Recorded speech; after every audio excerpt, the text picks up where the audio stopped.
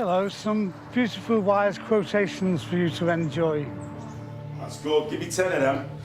2, 3. These two men were the ringleaders behind Britain's most notorious and violent prison riot. 25 years ago, nearly 2,000 inmates broke out of their cells and took over Strangeways Prison in Manchester. The world's media caught every moment of the rooftop siege. But what made Strangeways remarkable was that cameras had already captured the brutal conditions that existed inside the prison. A stark warning of what was to come. I'll tell you something, this place will go off, and when this place does go off, the roof will go, man. When this hidden world finally erupted, men died and hundreds were injured. Now, for the first time, the riot leaders, the inmates who followed them, and the prison officers who fought them take us inside Britain's toughest prison riot.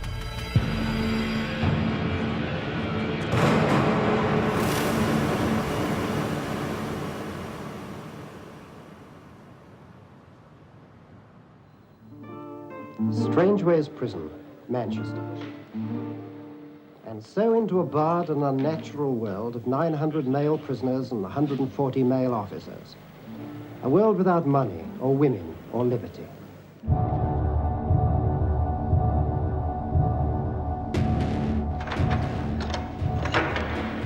You've got to understand that the people who were training you probably joined the prison service just after the Second World War.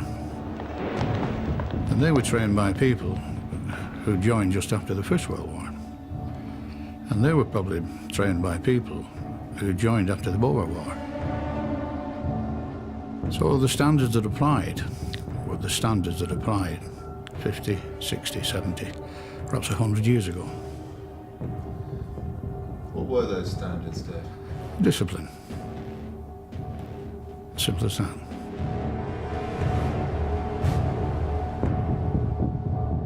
My job was the same as any other officer, especially young ones. Keep your mouth shut, listen, watch, and learn.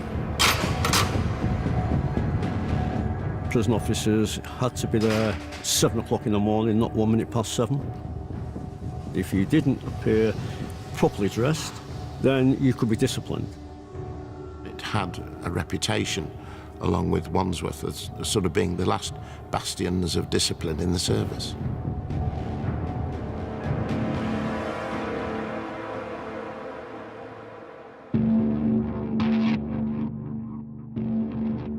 Strangeways was Britain's largest jail, a dark star hidden behind vast Victorian walls in the heart of Manchester. The prison was designed on a Victorian design. If you were to look right down from the top of the rotunda, you would see the prison centre, which would be the hub of the wheel. Off that centre were the 5 wings, A, B, C, D and E. And those wings would house all the inmates on 4 different landings, A1, A2, A3, A4. And exactly the same with B wing, C wing, D wing and E wing. So you can stand on the centre of the prison and look down every wing and see everything that's going on.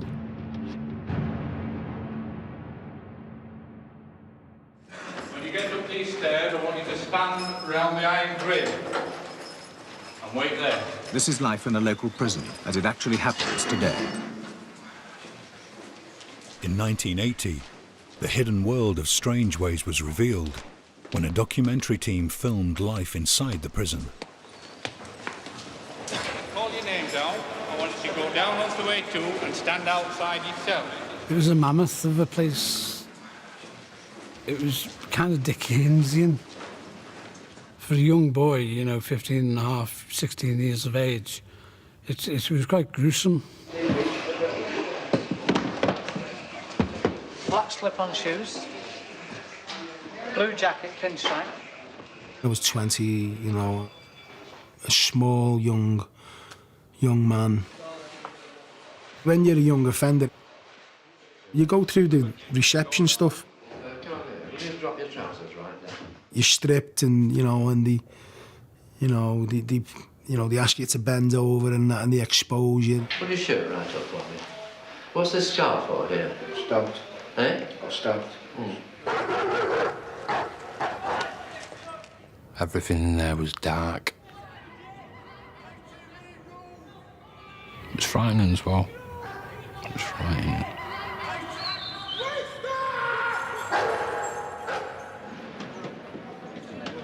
It was known to the locals as the Big House. We are the only hotel in Manchester that is always a 100% full. I hope, it's off to where we go. With the shovel and the pick and the donkeys. I was very proud to work at Strange Ways. There's no tighter bunch than those people who work in an institution, and I found that to be very satisfying. Joyful and triumphant, oh come ye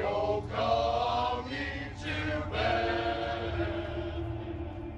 But Strange Ways was struggling to cope with the rising tide of prisoners coming through the gates. Built for 900 men, Strange Ways now housed 1,500. Undoubtedly, the pressures and tensions of imprisonment are increased when 2 or 3 men share this living space, a cell devised in the Victorian age for one man.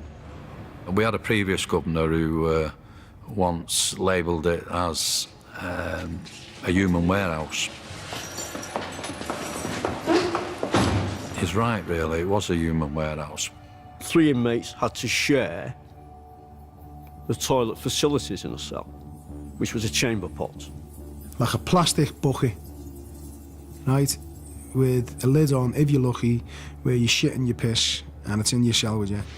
It wasn't very nice if you're wanting to defecate and your cellmate's, in the cell, and he has to experience the stench of that. Seems absolutely barbaric, but in those days that was normal, and you just accepted it and got on with it as a way of life. Prisoners were allowed just 1 hour's exercise a day. For the other 23 hours, the men were routinely locked back in their cells. Tension, anger, frustration. The added problem of overcrowding rising to alarming proportions has also increased the threat of insurrection. Dismiss! This is a Victorian prison in 1990 that's still acting and treating people like it's Victorian times. This place should be closed down because this nick is run by the screws. But I'll tell you something, this place will go off, and when this place does go off, the roof will go, man. Into this powder keg stepped an idealistic young governor, Brendan O'Friel. He had a reputation as a moderniser. The big issues were we had far too many prisoners and not enough cells, things for them to do. It makes people very depressed, very morose. It makes them very angry. Brendan O'Friel was a remarkable man. A man of deep convictions, of real spiritual experience, and a man who cared. The new governor was quick to spot the simmering tension that existed between prison officers and prisoners. I was a bit of a bastard, to say the least sometimes. I was volatile, I'd explode. Do you know what I mean? And I was hard work for them, and sometimes you didn't even have to do nothing. Say like there's 200 officers in Strange Ways. I'd say there's only 20 of them that were really bad. The others were all right, they were decent staff. They just went about the daily jobs, they didn't bother no one. But out of the 20, they were bad apples. They were a little firm, and they used to come round beating people up. There was no abuse. Simple as that. No physical, and no verbal. It's hear no evil, see no evil, speak no evil, but, some prison officers will have the courage to say what happens. Some won't.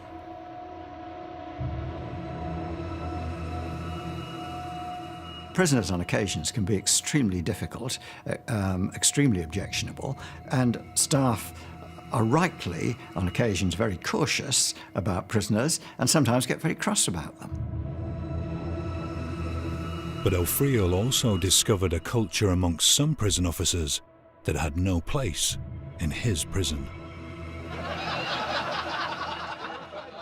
We had a club, a prison officers' club, immediately outside the gate, which regrettably served alcohol at lunchtime. It meant that in the afternoon there was the danger that some staff would return to duty having been drinking.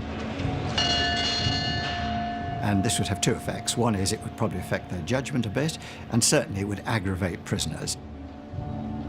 Well, yeah, I used to use my fists at times, but when that wasn't working, because I used to have their batons and stuff like that, we used to have a piss pot, so we used to throw that over them, full of piss and shit. And the new governor noticed that there were some prison officers who were openly racist. Some of the staff were wearing on their ties a little symbol that was regarded as racist.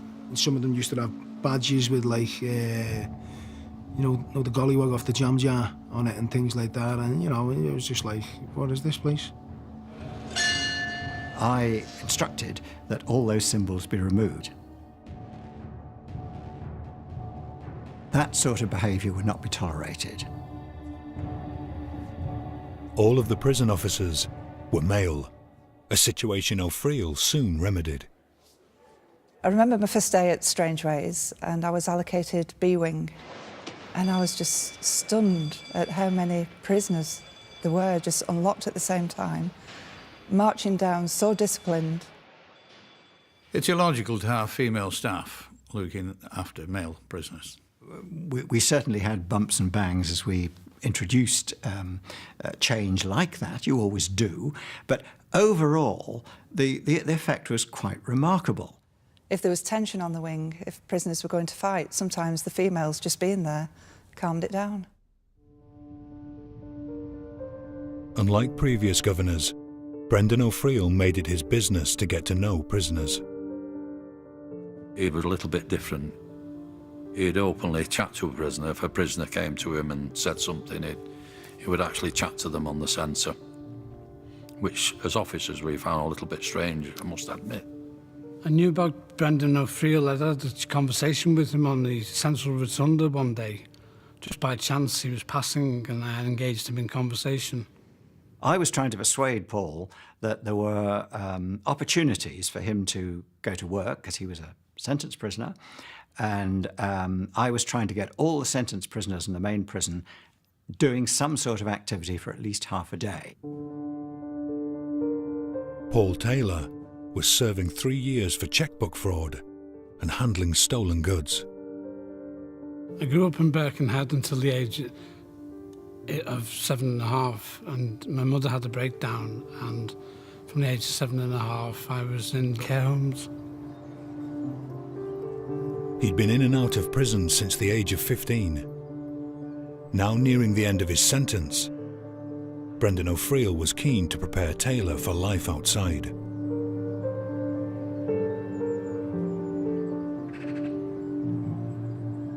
It's where I come to contemplate life. The rocks in Birkenhead Park. I liked schooling, you know, the power of the written word. This is a rock I imagined when I'm sat on those rocks over there, that this is a lecture hall and that this is Aristotle or Plato or Socrates giving me a lecture.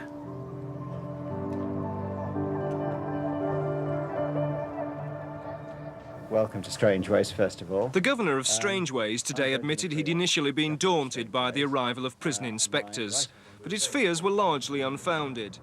O'Friel's approach began to pay off. Strangeways got a good report from the Chief Inspector of Prisons. When it came out, I was extremely pleased because he did the two things I wanted. First of all, he praised what we had done so far, but he also pointed out we had a very long way to go and we were in serious need of major capital investment. Despite O'Friel's progress, Strangeways was still taking in more and more prisoners. In February 1990, Alan Lord, a convicted murderer with a fearsome reputation in the prison system, arrived at the jail. Alan Lord was a life sentence prisoner, and as a life sentence prisoner you always treated these people warily because they were in for a capital offence. Lord had been moved from prison to prison. I knew him because of his history. A violent prisoner, bodybuilder, potential to be very dangerous. Lord knew Strangeways. He'd begun his life sentence there, and he bore a grudge. I was 19 years of age. Just as I was entering the cell, one of the screws punched me in the back of the head and said, "You murdering black bastard." I decided that once that door was opened again, I was coming out fighting. I took it on myself to literally, no matter what cell I was in, smash hell out of that cell. I never had own comforts, never had a bed frame, I never had a mattress. I lived in an empty cell, slept on the floor. Why did you do that? Because it's me taking control. Inevitably, Lord was sent to D-Wing's segregation unit for difficult prisoners. Back in the main prison, Brendan O'Friel pushed on with repairs to the aging jail. It was like a menagerie in the evenings and nights because we'd got birds that had got through, broken glass, etc. And it was becoming an issue. 20 tons of scaffolding was erected through the jail's central rotunda, creating a vast climbing frame that rose up to the 4th floor. Made it difficult to see into the wing. Even though there was electric light, it still made it dark. And I felt that this darkness was reaching everyone within the prison. That month, even more prisoners arrived. Strangeways was bursting at the seams. We had 900 or so places. We had 1,600, 1,700 prisoners. That was the reality, day in, day out. That is pretty appalling. For Paul Taylor, prison conditions were now intolerable. I'd written to the Home Office an 18-page representation. The prison service was negligent in addressing its duty of care to address prisoners' problems and didn't feel I was getting anywhere. Taylor's frustration boiled over. He began to talk openly of revolt. I wanted personally to demonstrate to prison officers and prison governor in particular that prisoners had reached the end of their tether. Taylor was sent to the segregation unit to cool off. It was there that he first met Alan Lord during their 1 hour of daily exercise. We were able to walk side by side. We just magneted towards each other, like we're on the same wavelength. We said that people have to stand up for the rights, because this cannot be the situation in this century. Together, they hatched a plan.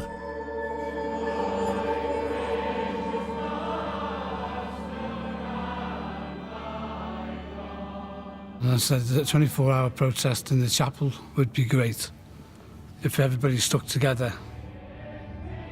The chapel was the one place in Strangeways where large numbers of prisoners were allowed to gather. I was going to make a statement on the stage, and if prison officers came in force to try and break it up, we might retaliate.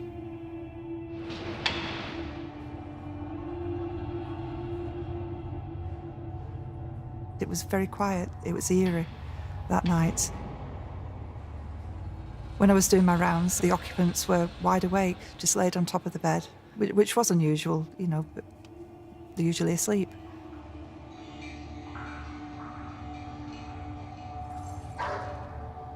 Through the windows, prisoners were talking about what they was going to do the next day, and we was going to go to the chapel and have a peaceful protest.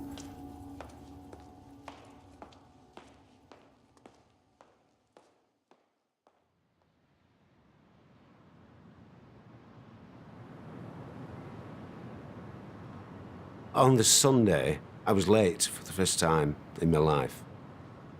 When I arrived, the senior officer said to me, "We're short-staffed. I'm putting you in the chapel as extra staff." So I thought, well, at least I've not got a rollicking. They shouted for church, so I'd done my bit of cleaning what I had to do, and got on the line for church. By 10 o'clock that morning, more than 300 prisoners had filed into the chapel.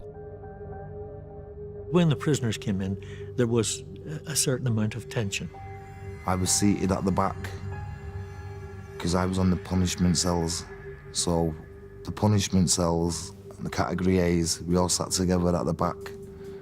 Well, Noel started the service and everything was going sort of pretty well. I was enjoying the service. He's invited an army chaplain in, and I enjoyed his testimony. I think he was preaching from St. Paul's Gospel, something like that, and he was calling them all sinners.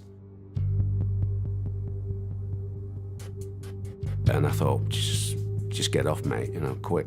Suddenly, Paul Taylor got to his feet and ran from halfway up the chapel, down the steps, and rushed to where the choir had their microphone, and grabbed it and began to harangue the audience. Prisoners had reached the end of their tether, that they'd had enough, that they weren't willing to put up with barbaric treatment by prison officers anymore. I distinctly remember Noel Proctor waving his arms about in front of the altar like, "Come on, lads, cool down, this is not the way to behave." He started pulling on the microphone lead to try and disconnect us. I pulled it so hard that I hit myself in the eye with it and gave myself a lovely black eye. I saw him put a balaclava on, take 2 chair legs out of his jeans, and I thought, game on, here we go. And then he just said, "Right, lads, we've heard enough," and the whole place just...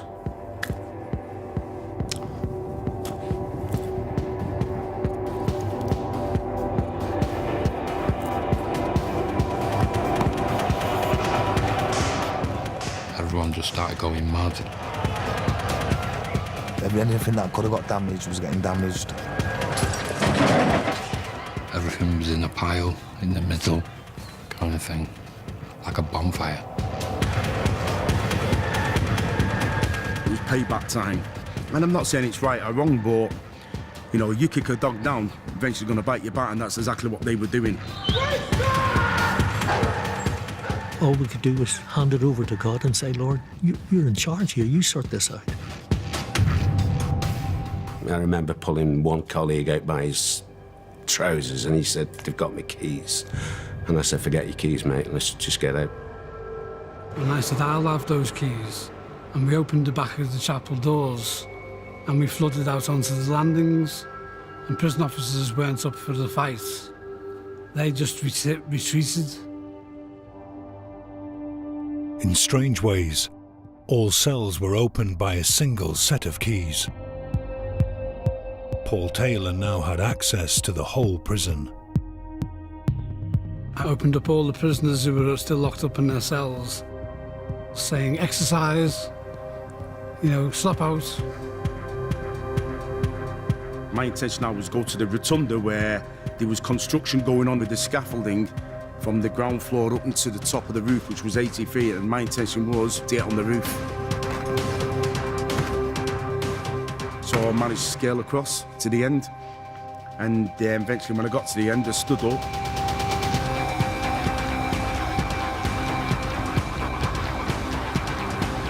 It was like, wow, look at this.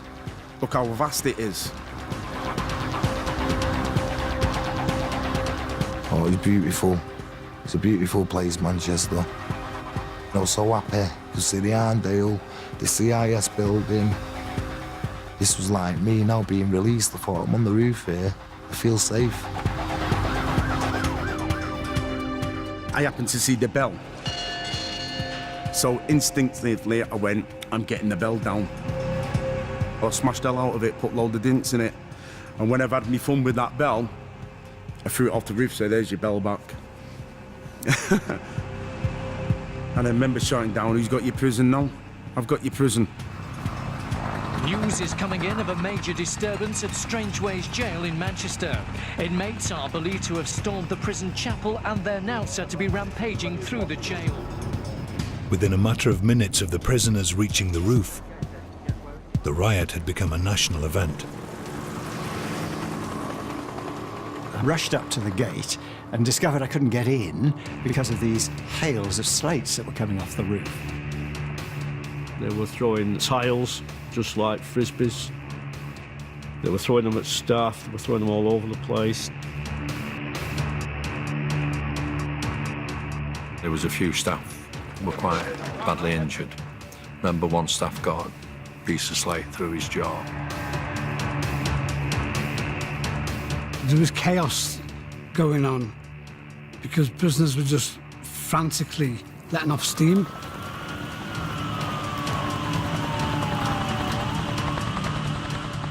They were pushing coping stones off the top onto the control centre, so it was a bit hairy.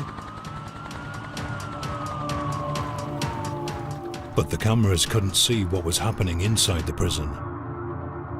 Housed on E and C wings were inmates charged or convicted of sex offences.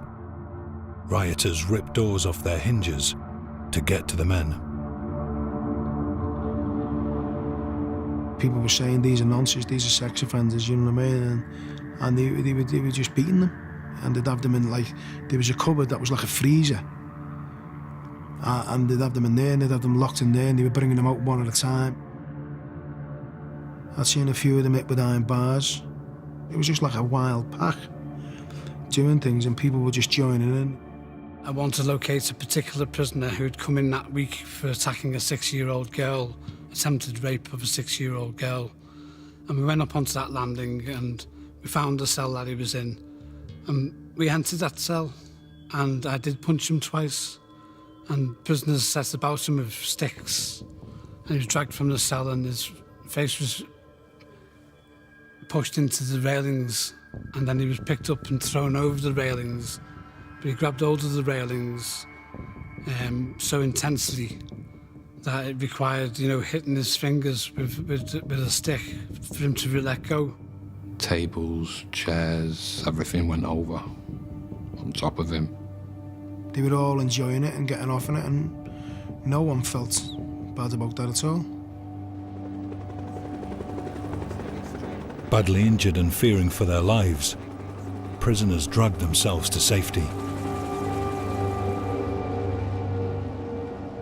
This inmate was actually thrown out at the end of A wing onto the stone steps. He'd been beaten up in such a way, maybe his private parts or whatever. He was in such a state. There's blood all over the place. When that prisoner was lying on the floor in the state he was still being bombarded by other inmates off the roof. By that afternoon, worried relatives joined bystanders flocking to Strangeways, desperate to get messages into the prison. I want him to get out of that prison. I want him to get out because there's going to be a load of killing. I can feel it in my bones. Listen, Jeffrey, whatever's going on in there don't have nothing to do with it at all. You just get yourself to the nearest door and get yourself out of there, laddie. By the end of the day, 1,000 men had fled the riot and surrendered. As we started to see that the numbers inside were dropping, we thought it was time to explore whether we could get any of it back. I then met Brian Nicholson, who was taking control of the situation. Brian was immense in stature and immense in character. is a Yorkshireman, and you can always tell a Yorkshireman, but you can't tell him much. My assessment was it was very serious indeed, and it was going to be a very, very difficult and complicated job taking this prison back. Brian Nicholson had witnessed earlier riots at Hull and Risley prisons. Before he could mount an assault on Strangeways, he needed to know just what resistance he was likely to face. The plan was to enter from the hospital onto Ewing, go up onto the 1s, 2s, 3s and 4s landings and clear the landings as we had the staff to do that. At 8 that evening, the riot squad entered Ewing. The power had been cut that day by prisoners. Strangeways was completely dark. I was on the roof and the call went out that they're trying to get into Ewing.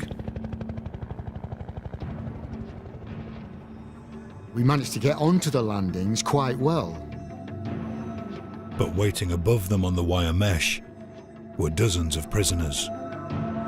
Armed with scaffold poles they'd taken from the central rotunda. Then all of a sudden, it just broke loose, yeah? Prisoners filled the wire and were driving the scaffolding poles, were driving them through the wire down onto us. Some of the scaffolding poles that are getting launched through the netting at them, hitting the shields, buckling them, smashing through the legs, causing a lot of injuries to them. I think they were trying to kill us, no doubt about it. I think they would have liked to have killed us. I wasn't personally brandishing anything. I was just stood there with my hands behind my back, watching proceedings. Paul Taylor, I just seen this guy is completely eccentric. He'd have like a pen and a rose, and he'd start quoting Shakespeare. He was like a romantic anarchist, I should say. The next thing that came along was buckets of urine and excreta. I got into my face, in my nostrils, into my mouth, and pop everywhere. So we knew what we was going to be up against, and it was going to be quite a violent response if that was anything to go by. In fact, a very violent response. But we could manage it.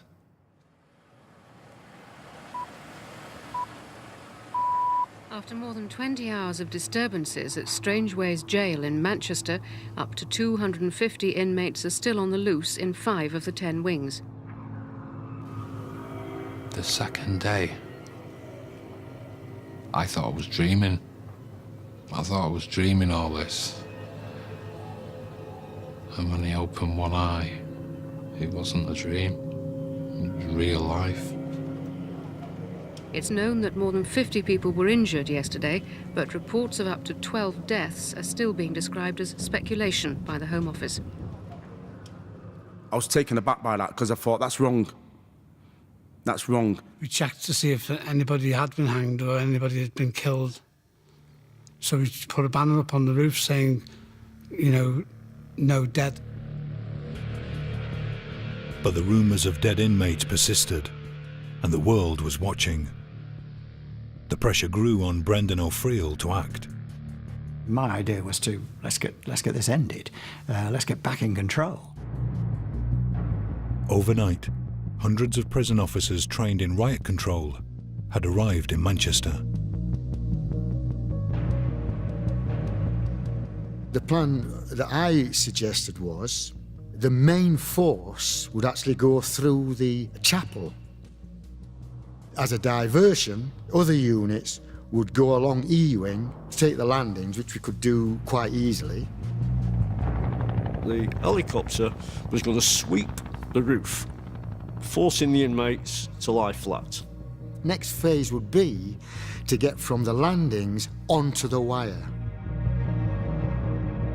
The prison officers were then going to go up through the roof space internally, retake the roof.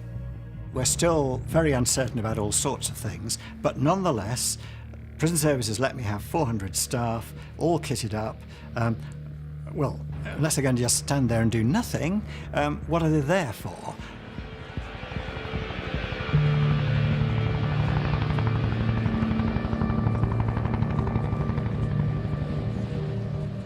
was all lined up inside the prison, down the side of the hospital, all in units, ready to march into the prison.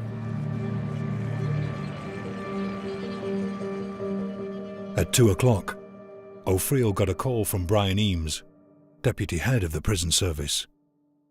He was worried about casualties. I said to him quite bluntly, look, we've had a full-scale riot, we're still in a riot situation. I can't rule out the possibility of casualties.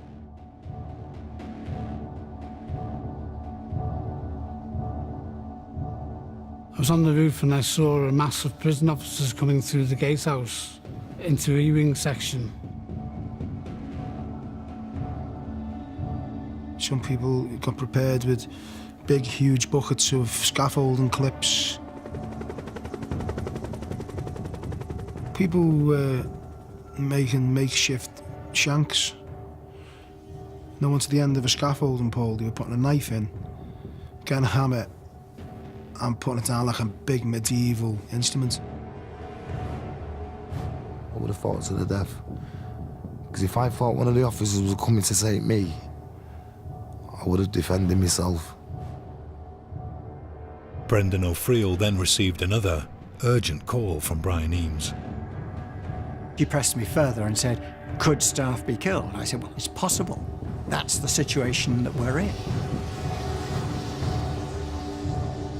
He then said, it's not on, then, is it?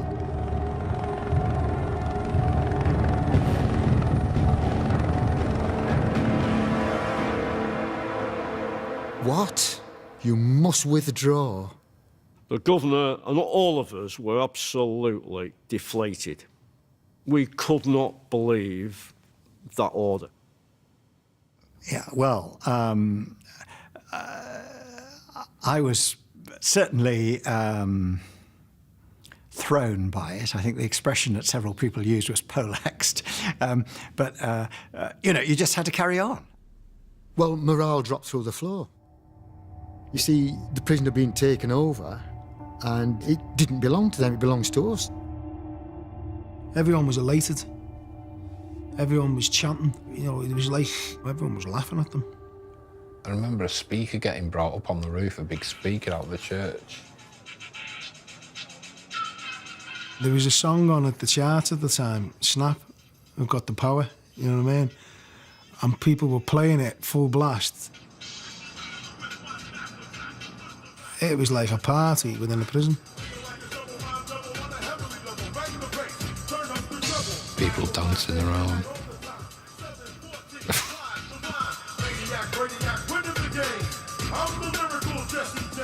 My foot was going.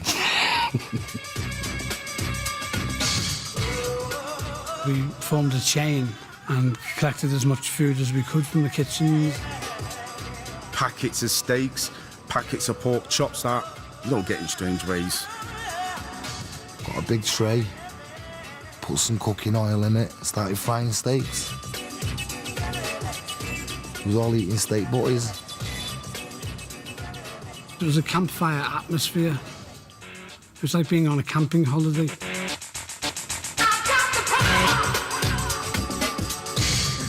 It's a complete release of all the stresses and worries and anxieties that you're actually feeling safe amongst this big crazy storm.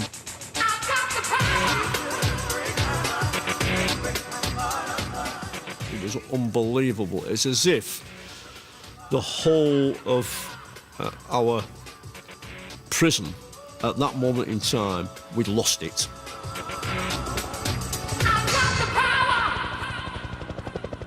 It's no longer a riot, it's a siege.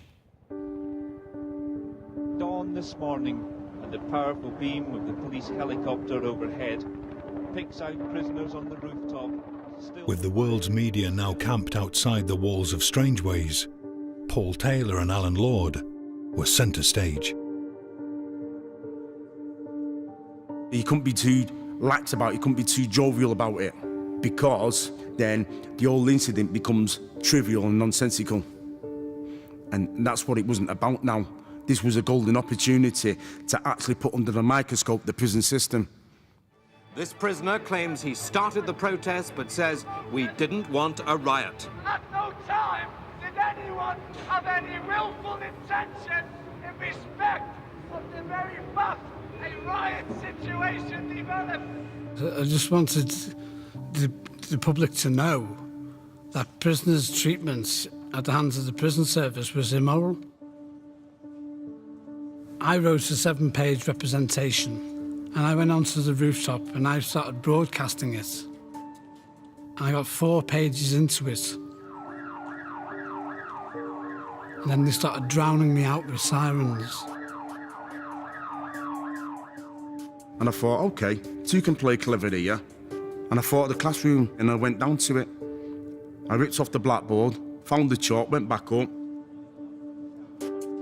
There's nothing they can do now. The message is getting out even worldwide now. It's not about that now. It's about pen on paper, but chalk on blackboard.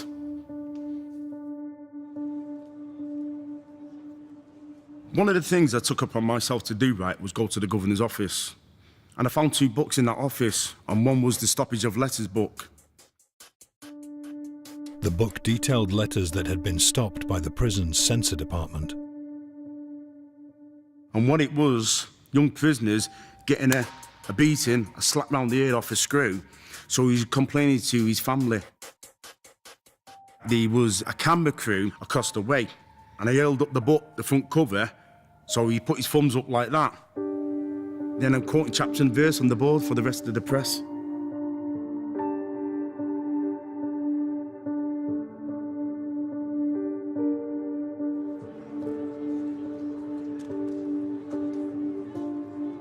Lord and Taylor's grievances were now being heard far beyond the prison walls. This isn't a case of prisoners going on the rampage and destroying their own property. It's a case of prisoners going on the rampage and attacking fellow prisoners.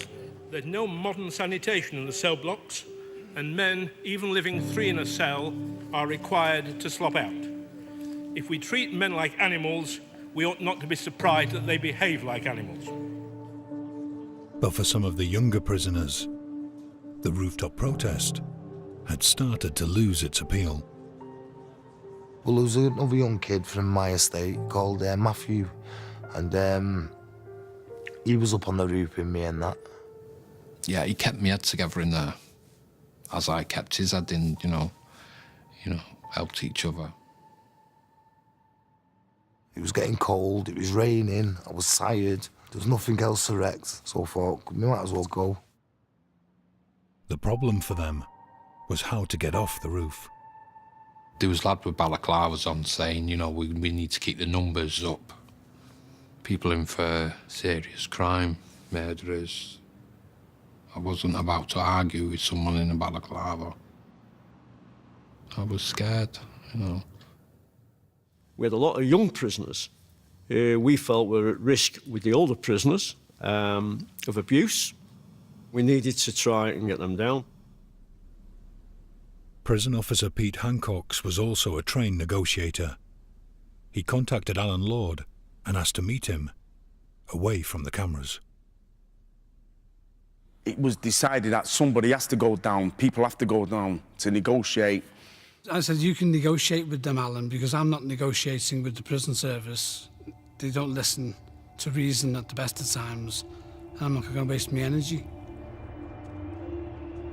I dropped down from the wire mesh onto that landing bridge, and you could cut the atmosphere with a knife. Is this the moment they're going to snatch me? Alan Lord was led to a negotiating room, where he met with Pete Hancocks.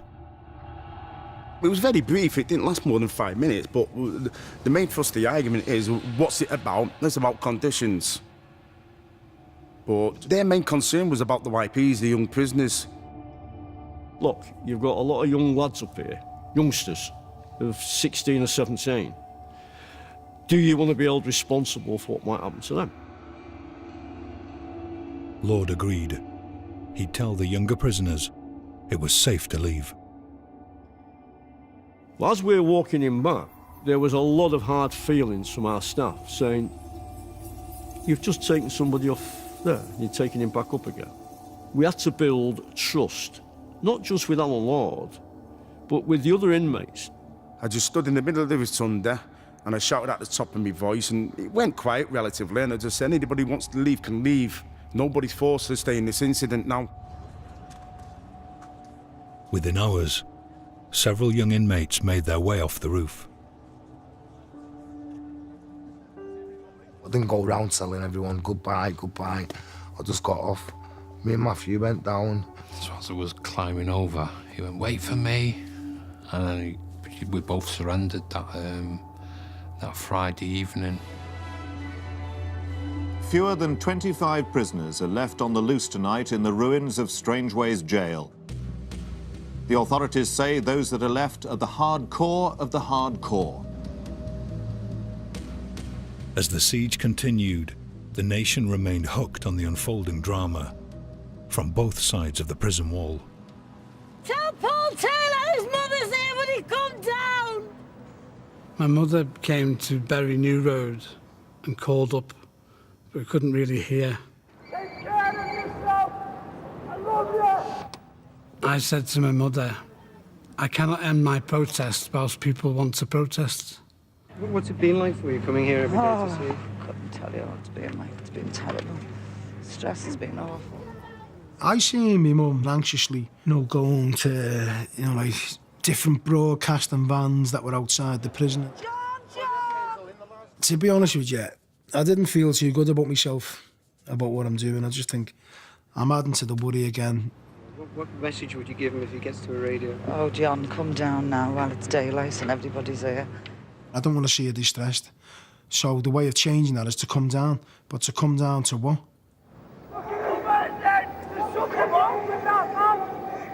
Some screws were just openly in all the riot gear just saying to us that when you come out of here, you're fucking dead.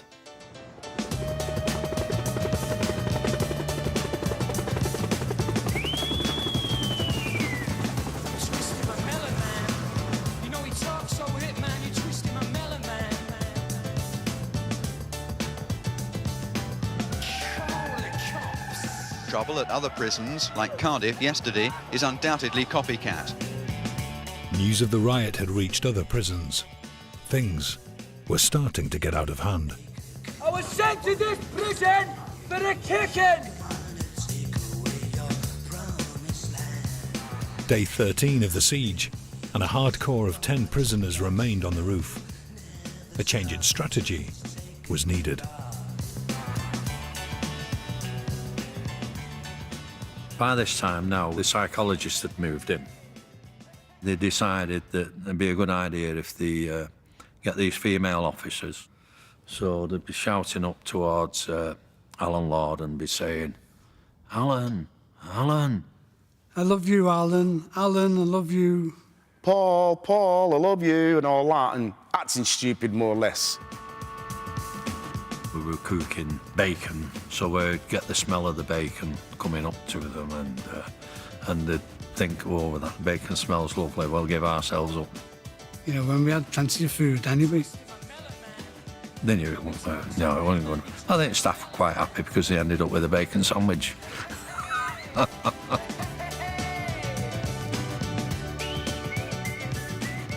The siege was now 3 weeks old, the longest in Britain's penal history. With 7 men still inside the prison, the governor looked to his newest members of staff for a breakthrough.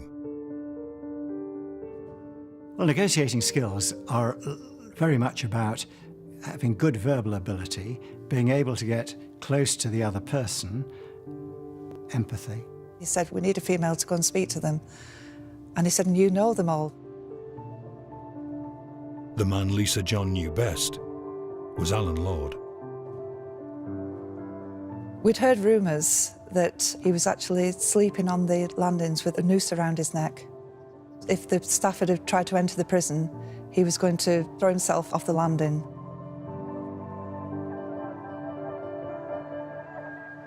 Lord was the linchpin to regaining the prison. Brendan O'Friel ordered a squad to recapture him. So we're waiting in the cell now, 4 of us, all this riot gear on, with shields and everything. And there was actually sunbathing on the roof. John called down, he said, Lisa Jones wants to see you at Ewing, I'll talk to you. I'll never forget his words as I was making my way down towards Ewing. He said, just be careful, lad. I said, oh, I'll be all right, don't worry.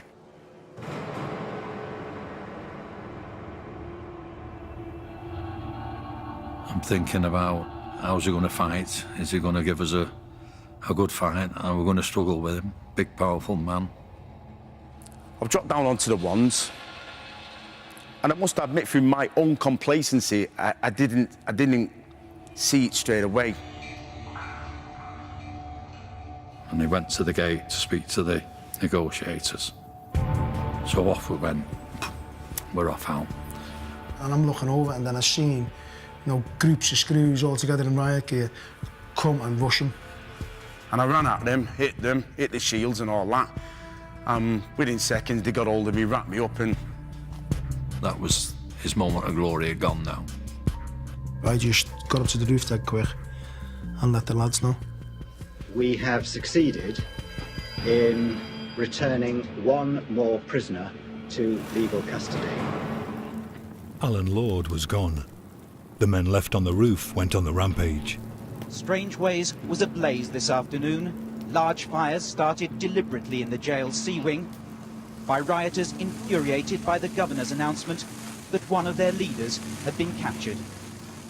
I was upset that they'd taken him the way that they did. That Alan had been captured when he was a negotiator. Having set the jail on fire, they attacked the fire crews called to tackle the blaze.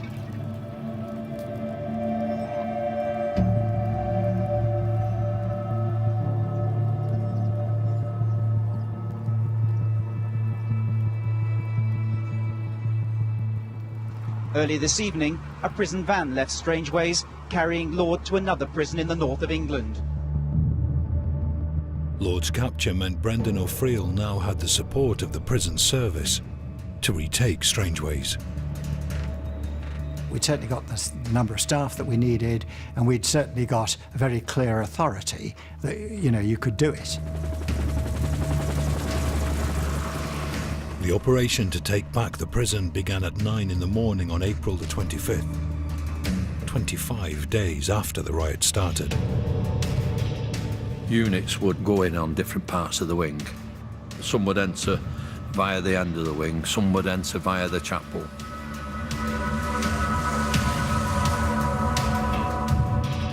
"23 minutes later, the riot teams had reached the prison roof. They just come along every wing, all angles, and they'd burst through the roof. We broke the roof out, we're chest high. What are you going to do now?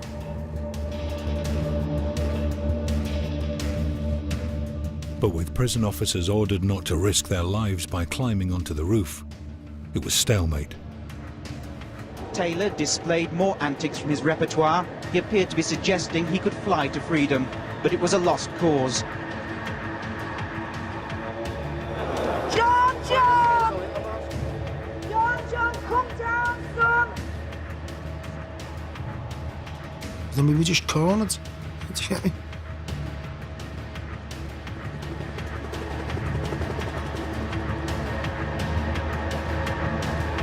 Major spectator event. Apart from anything else, there are literally hundreds of people gathered around the prison wall watching this remarkable event unfold. Hours into the final assault, the prisoners were still holding out. Taylor was still trying to mock the authorities, despite almost being knocked off the roof by a jet of water. Finally, at 6 that evening, the men made a decision. Back quickly now to Strangeways Jail in Manchester live, where the siege is ending as we speak. There was no surrender. We just actively responded to our family's wishes. Taylor agreed to come down, but only in full view of the television cameras. And there they are, into the bucket. As soon as I put my foot on that cherry picker, I just felt terror. And I just knew that there was going to be a huge price to pay, possibly for the rest of my life. And the 5 of them climbed in, and they were giving gestures to the press as if they were absolute bloody heroes. One of them, he was saying, "Get that mask off that Scouse bastard. Let's see his face," you know what I mean?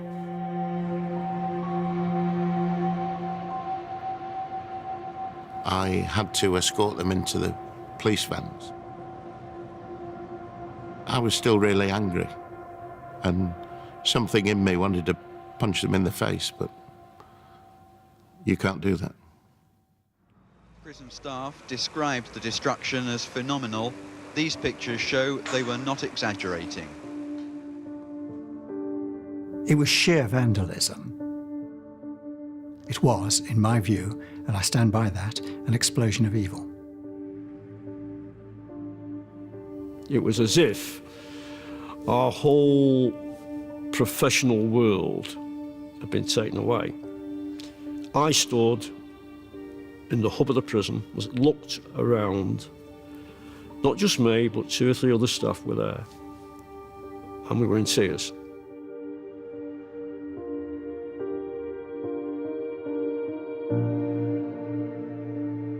A 147 prison staff and 47 inmates were injured during the riot. One of the prisoners, badly beaten by other inmates, died of a heart attack 2 days after he was rescued. A prison officer who was taken ill during the riots subsequently died in hospital. 3, 2, 1, go! For his role in the riot, Alan Lord had a further 10 years added to his sentence. After 32 years in prison, he successfully applied for a government grant and now runs his own gym just a few miles from Strangeways.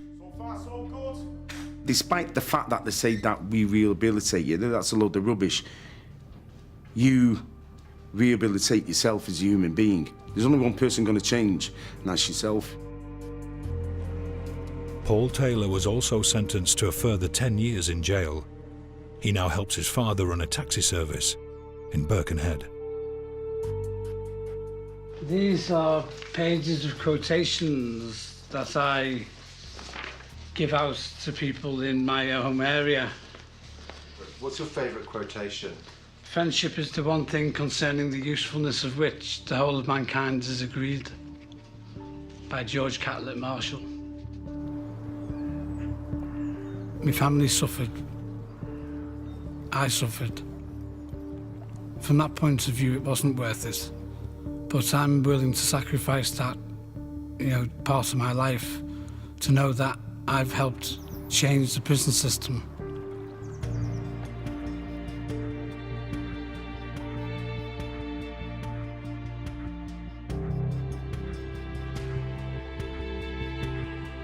Some beautiful quotations for you to enjoy. There you go. You're welcome.